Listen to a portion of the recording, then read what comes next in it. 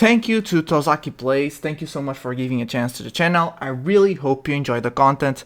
If I'm not mistaken, your profile pic is Yuta, right? He's a character I enjoy a lot in Jujutsu Kaisen. If it is him, I don't know, for some reason he has, I think it's a band-aid across his face, but I really enjoy that character. Like, if I would pick powers on the Jujutsu Kaisen universe, I think it would be his. He's really cool. Hello, my name is Dr. Shambles, and today we're going to be looking at our first gameplay with Kuzan. Today we're bringing Kuzan not only because he got released on the sim, but also because I'm not feeling playing category. In case you don't know, I have pre-ordered the whole deck, and I still haven't got the whole deck, and I still haven't got the chance to play the deck in real life, which is kind of putting me off to play him. And so I'm like, okay, I'll just try Kuzan, because I am going to be making this deck in OP12. I think it's going to be a cheap deck. I already have most of the cards that are already released, so yeah. And I decided, so let's just try him out. Let's go to the east and see how he does, and let me tell you, he is absolutely insane. I would like to say, just to add to my argument that he is absolutely insane, these games were my very first experience playing the game against other people, obviously. All of these games were recorded on the same day, and all of these games were recorded before I even knew what the decks did. Yeah, exactly. Like, I didn't know what Koala was actually trying to do throughout the whole game. I didn't know their combos, I didn't know what their cards do. As you guys can see, I was reading Karasu over there. So I just knew what my cards did, and I went by instinct, and it went very well. Which we started going second, by the way. I think this deck does like to go second, and so I most of the time I think in every single game I chose to go second, and I am going aggressive here. I played Kuzan on curve, not Kuzan, I played Barcelona on curve as a blocker, and because this deck is so defensive, I just decided to swing with him. She did drop Nico Robin. I do know Nico Robin made us discard a card, which is very annoying. She's very annoying to us specifically because we love to be at big hand size, so to speak. And now I swung with 8 and he blocked, and like, oh, I didn't even know he was a blocker. She was a blocker. So I'm like, okay, I guess. Alright, so now we draw first. I think I'm gonna go with I'm just discarding Sakazuki, sorry. Because I don't think in this game we can afford to draw a lot, because he can drop another Nico Robin if he wants to. I do know about the dragon potential drop. At the time of this recording, I didn't even know how much Don he cost, so I didn't know where he could potentially be dropped as a curve play. So I was very afraid of his drop to just change the game around. He plays another Karasu. So now it doesn't even matter if you play another Kuzan, because he can just swing with another Karasu. We're gonna be at 6 cards in hand. I should use my red rock, right? Or not? Should I just threaten game with big swings and then just place our 2-cost blocker? Maybe. Because if I can make him discard all of his cards, I could potentially play Sengoku as well. I'm going 9.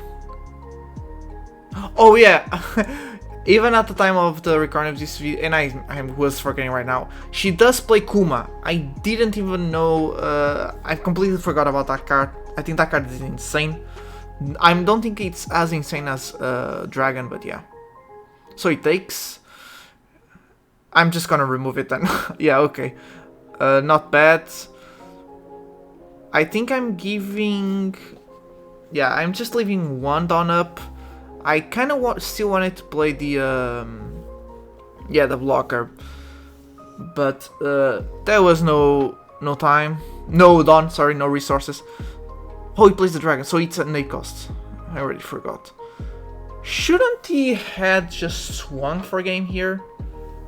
He played Kuma. Yeah, he should have just swung for a game because there was no way he would survive next turn. I think we could have defended every single swing, right? He had 3 swings, potential 4 if he wanted to attach with Koala. If we could counter out of 2... No, actually, we just needed to counter out of 1. Yeah, okay, so... I think we just won out of that. There was nothing he could do. He has no blocker, so I'm just gonna go... Oh, he had 1 down ups. I didn't know if she played any counter event, so I was just like going 9. I decided to go 11. Okay, it's fine. Make him discard an extra card. Okay, we won. I thought Koala would be a much harder matchup, but fortunately she wasn't. Now we are against Sanji. I did choose to go second, but I will learn that maybe it's better to go first. I didn't know this deck Sanji was so heavy on events. Like, I think he plays 2 characters. Look at this. I didn't know he played like this. He's pretty much an aggressive Blue Nami, which is really cool. Damn, we got a lot of draw here. We need to watch out for a potential pudding. He could be playing it. We also have our pudding right there. I'm looking for an opportunity to drop her. By the way, on my first turn I dropped the 2-cost blocker. This is because on our 4th turn I could play the Tashigi, hopefully draw into a Sengoku, which we did. If not, we could just play Borsalino. But fortunately we did drew the Sengoku, so I went with double search. Triple in this case, because Sengoku is an OP searcher, and just search a lot of cards. I was kind of afraid he would drop pudding right here, but I decided to risk it. Now this Sanji or Mr. No, it's Mr. Prince, but it's pretty much Miss Sanji. It's a Sanji. That Sanji is very annoying because we cannot remove it. We drop pudding. We got extreme good value.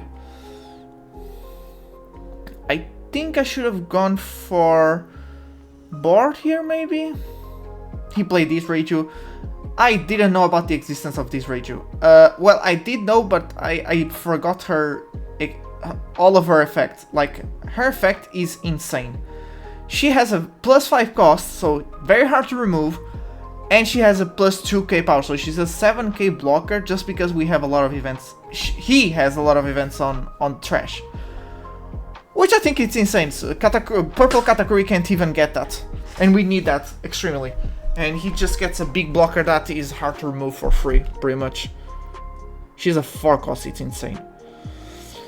So here I'm trying to... Yeah, I'm trying to go down on cards in hand to try and dodge the potential pudding, because I can't go down to 5 cards now. Maybe there was a better turn where I could have dropped my pudding, kind of try and hurt him even more, but I don't think that's possible. He just has a lot of cycle, got a lot of search, a lot of defense, so it's really hard. He plays another Reiju and attacks. Oh! Misclick. He can't attack with that. There you go. We just block with our 2 cost. He could swing with another blocker there. He doesn't lose much, if anything, because we have 3 swings. We should swing. Our big bar should go to board here. And our leader, well, we'll see what we draw. But yeah, we should try and remove that Sanji over there. We have a lot of Peasant Pack, but I've been playing on curve a lot. There was no dawn up. He's taking a lot. Oh, he's thinking about swinging with the other blocker. Well, if he swings with the other blocker, we could have gone for game. Oh! Oh yeah, I remember this. I remember this. Yeah, Yeah. And I know he can just take away 1 dawn. Yeah. I remember this now. Completely forgot. I was going to... Oh, I'm just gonna bounce the 4 cost Reiju. I absolutely forgot she had a +5 cost. And I already had read Sanji's effect, already knew he could just take one Dawn and survive. So yeah. Let's try and get board now. We're gonna have to use our 2 Peasant Pack to discard Aramaki. Hopefully draw into more 2Ks. There you go. Yeah. Well, we're probably gonna lose now.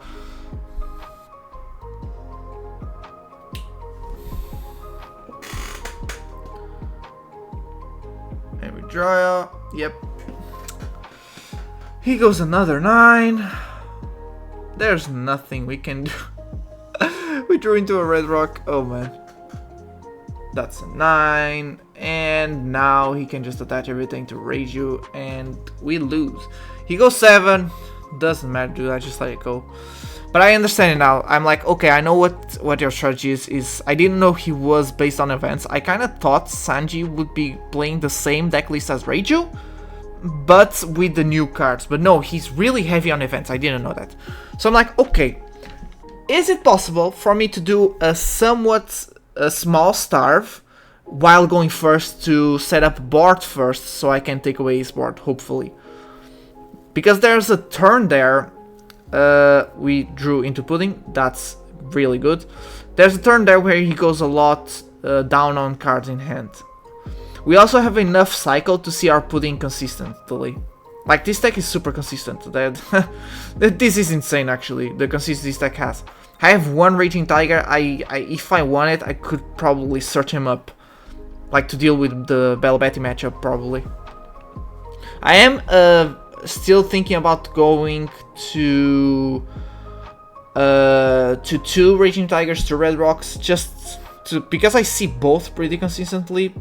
The reason why I'm playing 3 is just because of the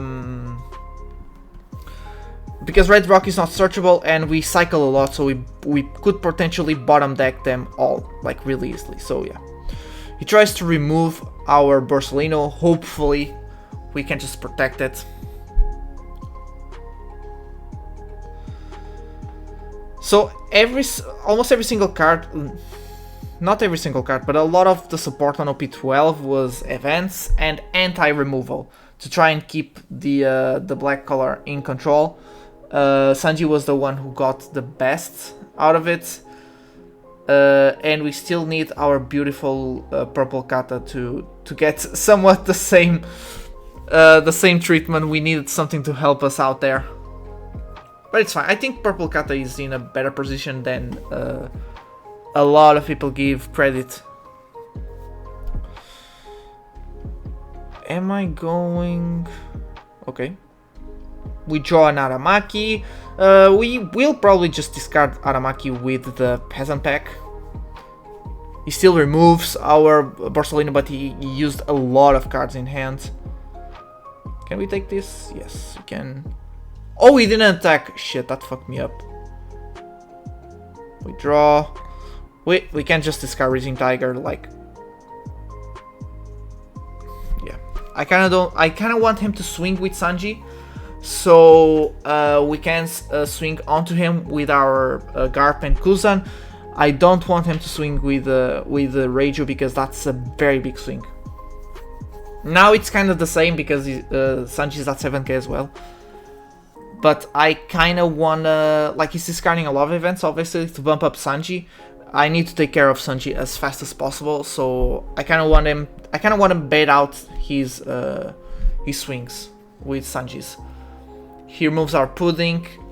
It's fine. I'm not gonna lie. Pudding here, it's insane. Pudding, obviously, in this matchup.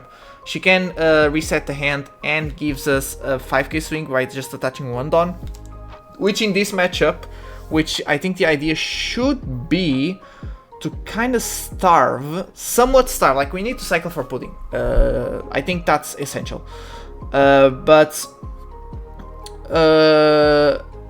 at some point he will be down on cards in hand and we can attach the Dawns to her to swing. He just lets Sanji go. I thought he was going to... He knows that if he protected it, he would go down too much on cards in hand. We do not attack with Garp. I think next turn, depending on what he takes away Garp. Depending on what he plays, we could start swinging onto lives. He plays another blocker. Carne, which is the third character I see him play. We play Sakazuki. Okay, now we're going to go 7. Oh, damn. Okay, he took everything. I thought he was going to block with that Carne there. With the 8 or the 7 swing, but no. He just wants some... He wants some gas, I guess. Oh... Okay, there you go. Dude, I just gotta run very lucky to just get another, I guess. 9. We are at 0 lives. Oh, no. Okay. Oh, what should we do here? Yeah, we should threaten get. Oh no. What? Of course he plays Gum Gum Giant. We shouldn't have threatened game here.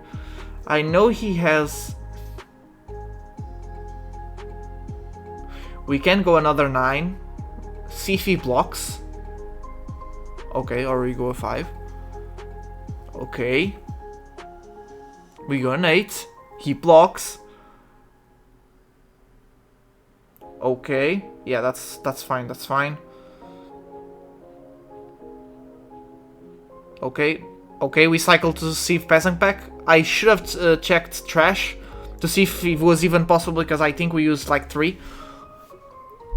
I couldn't see it. The video is too sped up. Okay, so now he has 2 swings. He could potentially play the 7 Kosanji, which I don't know if he plays or not. He could rest the Kuzan, but he's somewhat threatening game. Like he doesn't know we don't have Peasant Pack. If I'm seeing him thinking a lot, that means he did just check our trash and he knows we could potentially have another Peasant Pack. I'm not gonna lie, when I passed turn it was just a bluff. Okay, so he's just drawing a lot and drawing a lot. Let's see. We just need to counter 1 attack. He already used a lot of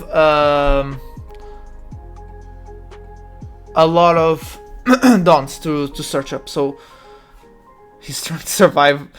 Oh my. Wait, we have Ina! Dude, play Ina! We can finish this turn with Ina. Wait, I think I forgot I had what Ina does, right? Yeah, I'm thinking too much. I'm not seeing Ina in my hand over there. Because we can use Ina to... Yeah, to rest this guy.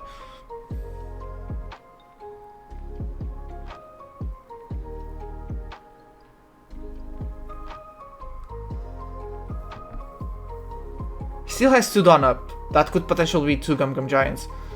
So so that's 1. And he needs to drop another one. So I don't think we should go for game this turn. He didn't block. I think that we would have just swung onto board, obviously.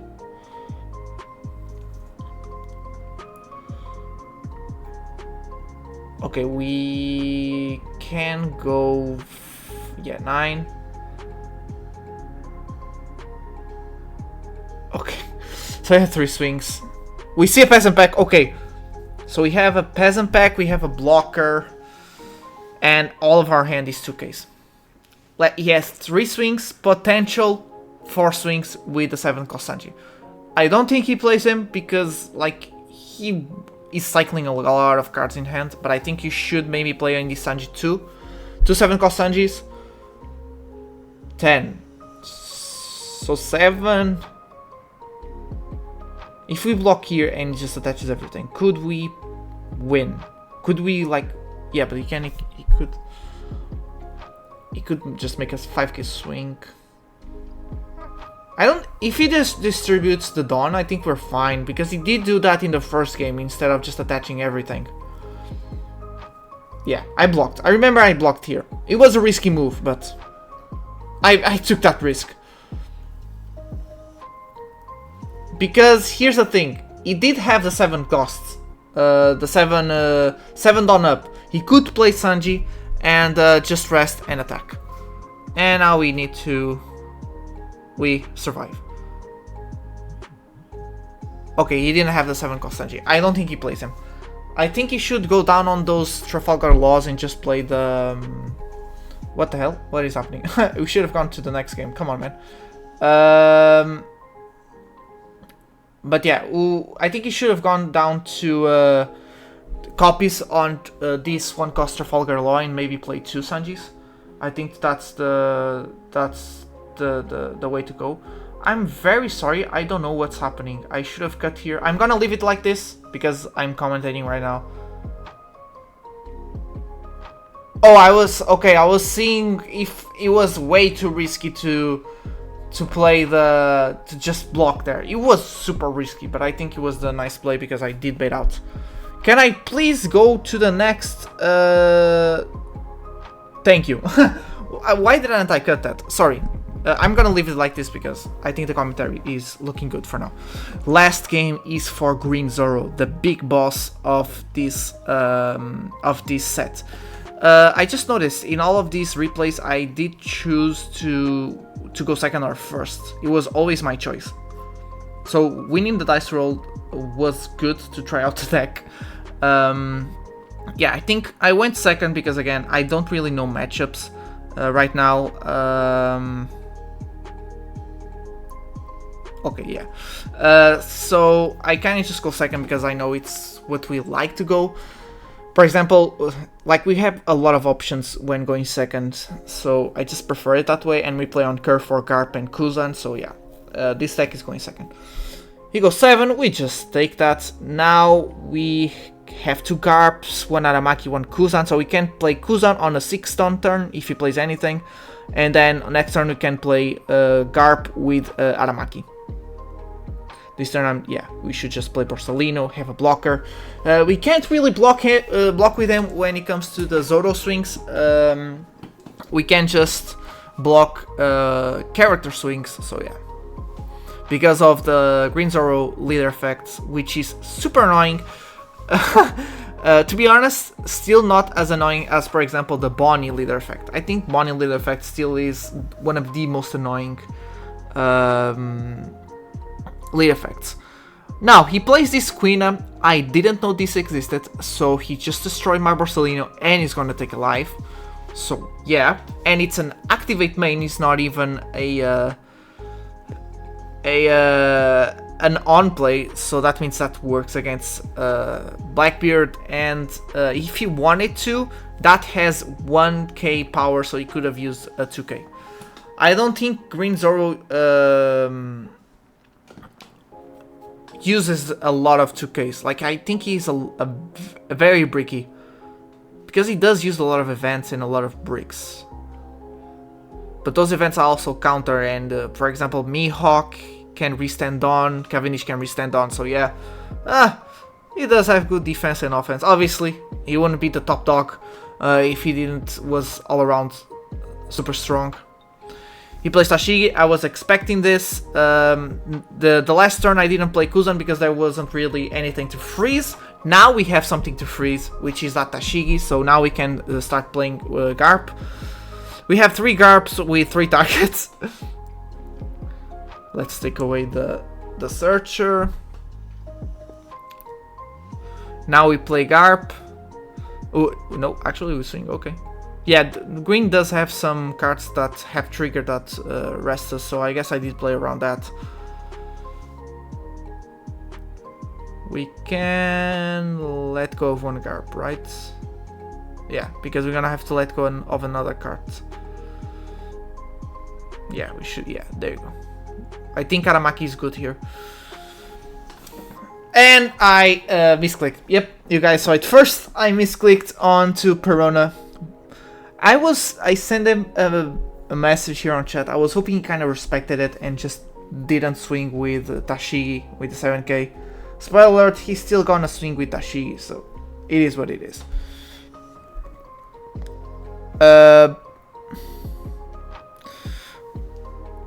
Let's see what he does. He has a 9 Dawn. He could potentially play Mihawk. Couldn't he play Mihawk? Mihawk going to Cavendish? No, he just played Cavendish.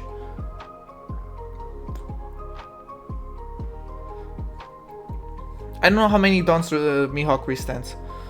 Okay, so he just swings onto our Tashigi. He swings with he swings with leader, sorry, onto our Tashigi, and then swings with Tashigi onto our lives. Yeah. And he plays his Tashigi, a lot of Tashigis on this game, to protect his board. Because yeah, if we had a Raging Tiger here, we would have just taken care of Cavendish and Tashigi. And we could play a blocker, and that's it. So he goes down on cards in hand and still takes the life. I don't know why, but I guess that evens out the fact that we misclicked on Perone and he still swung with Tashigi. I understand I misplayed and he kind of, you know, it's not his fault, it's my fault. I'm going 9. He can protect this, but I think he doesn't have too many 2Ks now because he used it on the other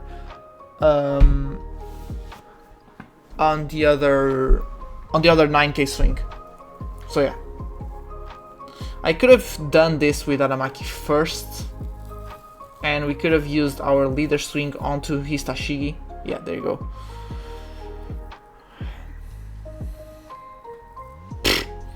We drop a Sengoku just to draw another one. Holy shit. Okay, now he needs to go for game. He can play something to try to some event that attaches Dawn. Yeah, there you go. I knew about this this event right here, by the way. I was prepared to be taken with it. Now let's see what he does. He goes 10. We just need to counter this, and now he can restand it. Yep, I already know about those two. Are the only events I knew about. He takes away Aramaki. I'm like, fine, I guess. You can take my last life. I'm gonna win next turn. 4 swings, 1 life, 3 cards in hand, no Dawns up. So yeah, we're good. Yeah, there you go. So he did have Mihawk. I don't know how many Dawns Mihawk restands, but he could have potentially just played Mihawk going on to Cavendish, and then still had Dawns to attach. Maybe, I don't know how, again, maybe Mihawk didn't restand, doesn't restand enough Dawns for him to do that play. But I think it does, because I remember there was a combo with the secret rare Bonnie, right? The 5 cost as well. So I think he could have potentially done that play. Thank you so much for watching. I hope you enjoyed. If you did, drop a like and subscribe, and I hope to see you all in the next video. Goodbye.